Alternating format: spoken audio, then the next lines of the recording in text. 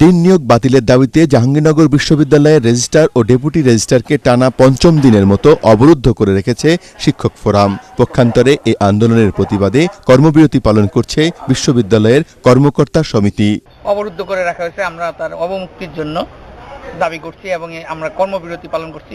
অচিরেই তাদের মুক্তি না দেওয়া পর্যন্ত আমরা আমাদের কর্মসূচি অব্যাহত রাখব। অন্যদিকে উপাচার্যের পদত্যাগ দাবিকে কেন্দ্র করে উপাচার্য ভবনের সামনে টানা চতুর্থ দিনের মতো অবস্থান নিয়েছেন আন্দোলনকারী শিক্ষকরা। এর প্রতিবাদে উপাচার্য ডক্টর আনোয়ার হোসেন অবস্থান নিয়েছেন সেখানে।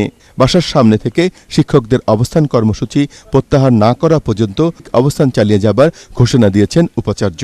আন্দোলনরত শিক্ষকরা তাদের এই যে অযৌক্তিক আন্দোলন, যার কারণে আমাদের ছাত্রছাত্রীদের শিক্ষা জীবন মারাত্মকভাবে ব্যাহত হচ্ছে, আমাদের ভর্তি কার্যক্রম হুমকির মুখে পড়েছে, স্থবির হয়ে পড়েছে জাহাঙ্গীরনগর বিশ্ববিদ্যালয়।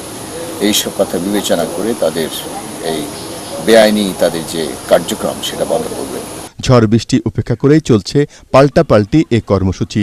উপাচার্য পদত্যাগ না করা পর্যন্ত অবস্থান অব্যাহত রাখার কথা জানিয়েছেন আন্দোলনকারী শিক্ষকরা।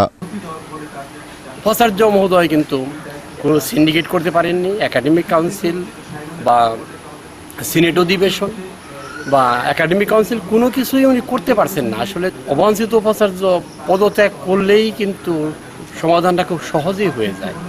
অন্যদিকে শিক্ষক ফোরামের এই আন্দোলনকে অন্যায় কর্মকাণ্ড উল্লেখ করে ফোরামের কর্মসূচি প্রত্যাখ্যান করেছেন শিক্ষক মঞ্চ নামের শিক্ষকদের অপর অংশ। এসব কর্মসূচিতে উত্তপ্ত হয়ে উঠেছে ক্যাম্পাস। শিক্ষক ফোরামের ব্যানারে শিক্ষকদের একাংশের আন্দোলনের মুখে অচল রয়েছে শিক্ষা ও প্রশাসনিক কার্যক্রম।